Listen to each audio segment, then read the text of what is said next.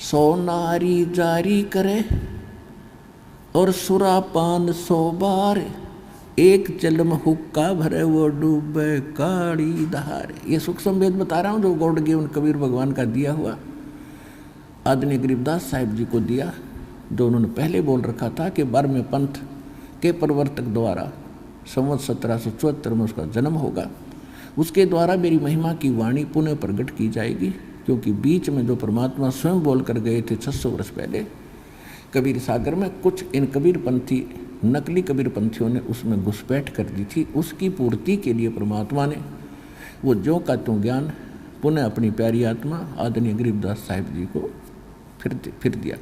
उस सूक्ष्म वेद को जो दास अब आपको सुना रहा है। सो नारी जारी करे और सुरापान 100 बार, ओए होए, एक चिलम हुक्का भरे वो डूबे काली धार। एक हुक्का भर के देने वाले को, यानी तम्बाकू सेवन करने वाले का सहयोग देने वाले को कितना पाप लगेगा। पीने वाले का तो बेड़ा गर्क होगा, उसमें सहयोग देने वाले को कितना पाप लग रहा है, ये सूक्ष्म वेद बता रहा है।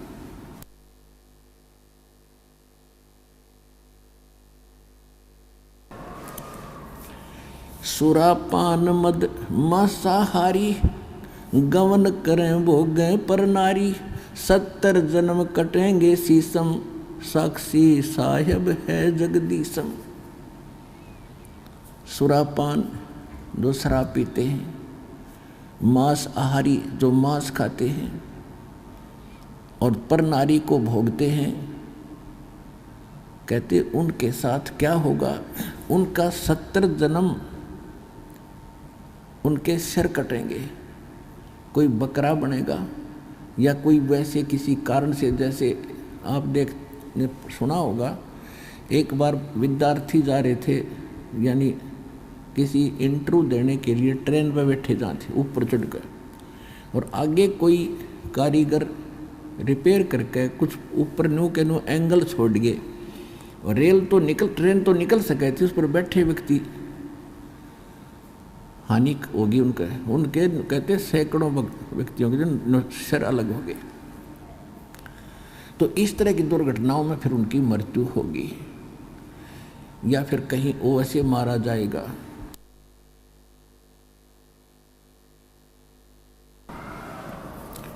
कभी बकरा कभी मुर्गा बनेगा,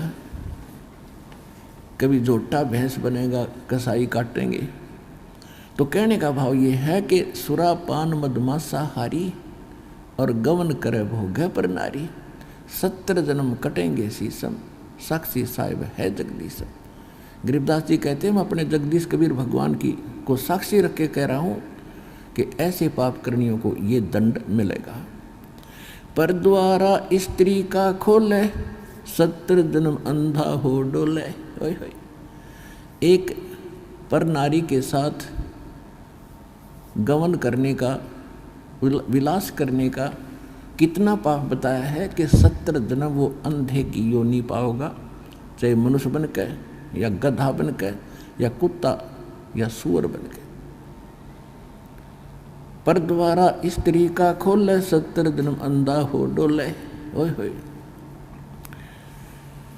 मदरा पीवे कड़वा पानी, 70 जन्म समान के जानी। ओए, एक बार शराब पीता है तो 70 जन्म कंटिन्यू कुत्ते की योनि में जाएगा वो, एक बार। और जिसने बोतल की बोतल खाली कर रखी है उसका तो पता नहीं 1000 जन्म भोगेगा, 2000 जन्म कुत्ते के, और कुत्ते का जन्म तो एक कब तेरा। अब तो अफलातून पी के घुटी ला के शराब की और टीटी पाक जाए, और पत्नी रोवा खड़ी खड़ी कि ये रोटी खा ली ना मरेगा। वह थाली लेकर जाएगी, रोटी खा लो, और वो मारेगा ठोकर, दूर रह जा। वो पड़ेगी सारा, दूर जाके पड़ेगा भोजन, और फिर उस दुष्ट आत्मा के साथ क्या होगा, कुत्ता बन के क्या खाएगा। जब तो ठोकर मारा था थालियों के, कुत्ता बनेगा, और फिर भूख लगेगी, सारी रात भौंकेगा, गली में पड़ेगा गर्मी सर्दी में। सुबह उठते ही कहाँ जाता है कुत्ता, रसोई में। मैं कहा उसने भोजन की, ऐसे ऐसे कर कर सीधा जाएगा जैसे कोई टोकनी है कोई नहीं, कि भूख लग रही डट्टा जाना। अब वहाँ रसोई में अब कौन पढ़न दे उसको, मूर्ख को। कोई देख लेगा घर का सदस्य पहले उसको करेगा तो पर वो कानों पर घटाड़ा करे, भूख लग रही जोर की, सीधा ही चल पड़ता वो। फिर उठा के लठ उसके कड़े में ठोकेगा कमर में, फिर ट्या ट्या ट्या करता जाएगा गली में।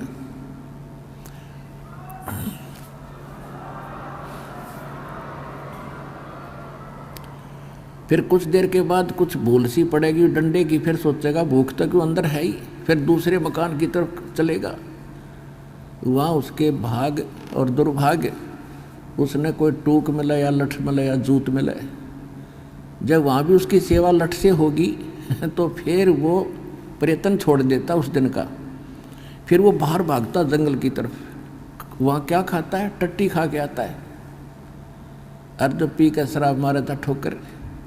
तो ये कर्म याद दिलाए जाते हैं।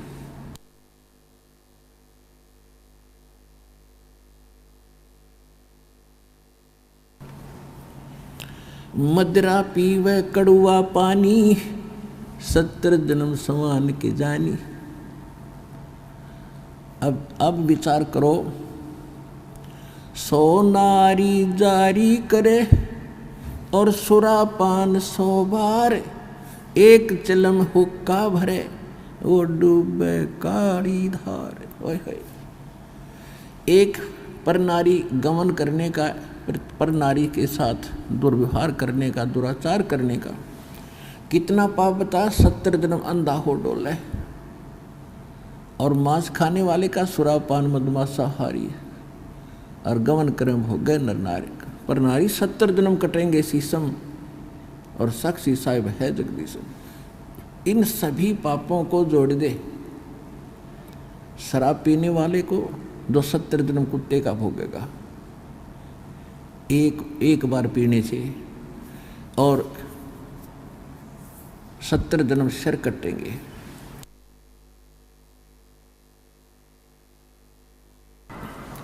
इन सभी पापों को एक बार ऐसे करने से ये पाप है, तो कहते सुरा 100 नारी जारी करे। वो कितना पाप हो गया। एक बार करने से 70 जन्म अंधा हो तो 100 गुण 100 से जोड़ दो 7000 बार। यानी इतना 100 गुना पाप किसको लगेगा, जो केवल धूम्रपान करने वाले का सहयोग देगा। सुरापान 100 नारी जारी करे सुरापान 100 बार, और एक चिलम हुक्का भरे वो डूबे काली धार। तो इसलिए इस तम्बाकू सेवन में और घना पाप है।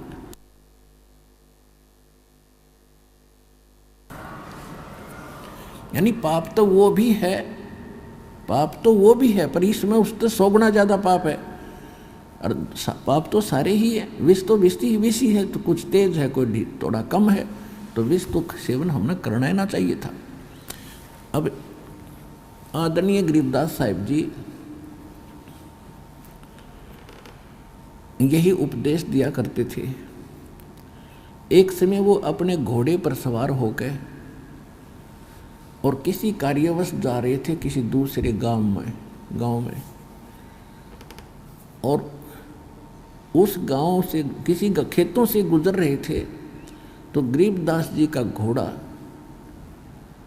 वहाँ जाकर के रास्ता छोड़कर और खेतों के अंदर से चल पड़ा दूसरी साइड से, यानी कुमार्ग पे। फसल टूटने लगी। गरीबदास जी रोकने की चेष्टा कर रहे थे, घोड़ा रुक नहीं रहा था। वहाँ पर रखवाले थे खेती के, आसपास के 8-10 इकट्ठे बैठे थे। वो लेकर लठ और चले और घोड़े के और उस गरीबदास जी का मारने लगे। अगर इसका दिमाग खराब हो गया, घोड़ा के हो गया तो चौधरी पाक गया, और यूँ भी नहीं देखता हमारी फसल तोड़ दी, मुश्किल से तो तैयार करी है, मेहनत की मजदूरी शरीय। ऐसे बोलते हुए कि तेरा दिमाग खराब हो गया, तेरे सेट करते हैं हरामजादे, ये कर दिया वो कर दिया, मारने के लिए कि तू हमारी फसल के बीचों बीच घोड़ा ले जा रहा है।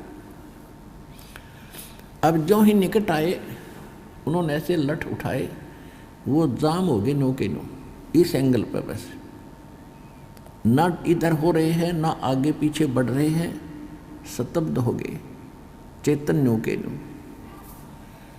तो इस बात से वो समझ गए कि यो आम व्यक्ति नहीं है।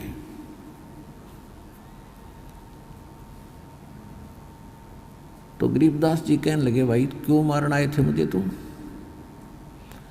वो कहने लगे, जी पहले हमने कुछ नॉर्मल करो तो बोलेंगे, हमारी तो सांस भी ना आती हमें। ने बोला लेकर दिए नॉर्मल। अब फिर उनका कहाँ ब्यों था उनको धमकाने और खुरकाने का, हाथ जोड़ के लठ घेर के खड़े हो गए। अगियो तो भाई कोई बला है, भाई क्यों मार रहे थे मुझे? कि इसलिए मार रहे थे जी, आप रास्ता छोड़ के घोड़ा आपका इधर आ गया था, भाई पशु है, ये मेरे बस से बाहर था। आपको पता मैं कितना कोशिश कर रहा था, जानबूझ कर लाया हूँ, तो भी तुम ऐसा करते अच्छे लगते। राह चलते आदमी को तो वैसे फिर भी नहीं करना चाहिए। अरे भले आदमी, तुम्हारा शिष्टाचार भी खत्म हो गया। मैं कोई जानबूझ कर नहीं ले जा रहा था, घोड़ा पशु है, काबू से बाहर हो गया। तो वो कहने लगे, जी घोड़ा आपके काबू से बाहर नहीं हो सकता, आप तो कोई परम शक्ति है। परमात्मा बोले, न्यों पूछो मेरा घोड़ा क्यों इधर हुआ, पर न्यों पूछ लो तुम। अब ये बताओ कि तुमने जिस खेत के बीचों बीच रास्ता जा रहा था, उस एकड़ जमीन में इस फसल से पहले क्या बीज रखा था? वो बोले, जी तम्बाकू बो रखा था, तम्बाकू। तो मेरा घोड़ा उस तम्बाकू की बदबू से बेदक गया, और तुम मनुष्य होकर उसने नाकों में सूड़ो। धिक्कार है तुम्हारे जीवन को। तुमसे तो ये पशु अच्छा जो उससे इतनी नफरत करता है, और तुम ये तोप धरे बैठे उकटे, बंद करो इनको। ये वो तो सारे डर गए, जो कहोगे वो कर देंगे जी, कि आगे से तम्बाकू नहीं बोओगे। यही इसका मूल मंत्र है, इस बुराई को खत्म करने का।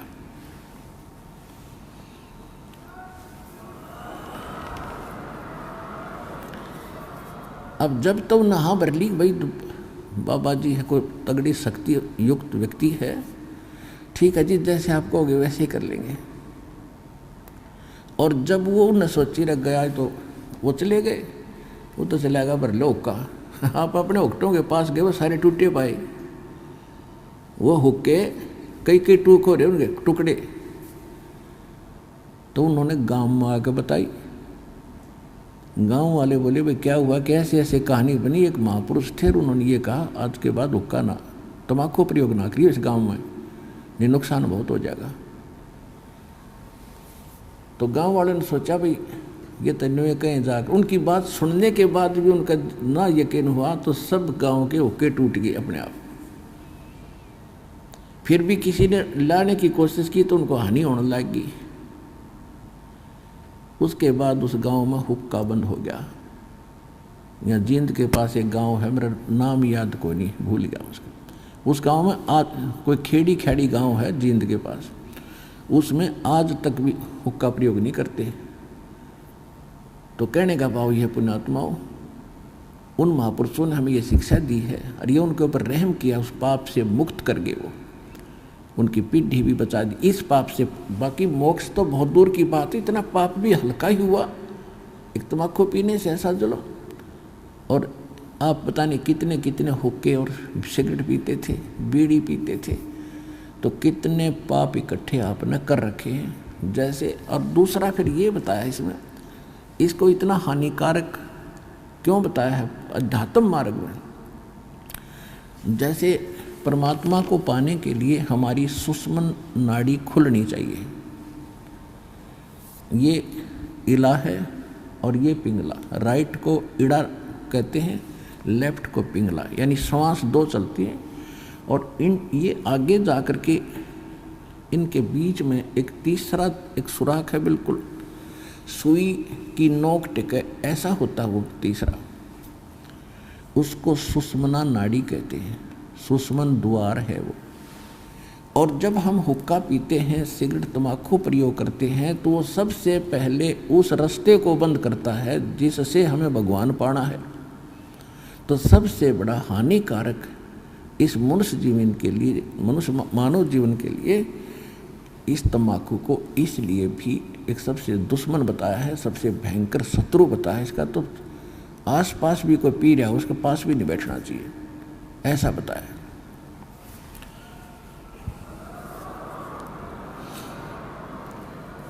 अब जैसे हम देखा करते थे हमारे पिताजी, ताऊ जी, चाचा जी सभी पिया करते गांव के लोग, और वो क्या करा करते, एक लोहे का सरिया रखा करते उस ओके की उस पाइप को साफ करने के लिए, उसमें न्यू मारा करते और उसमें ना जाने कितना मैल निकला करता तीसरे दिन।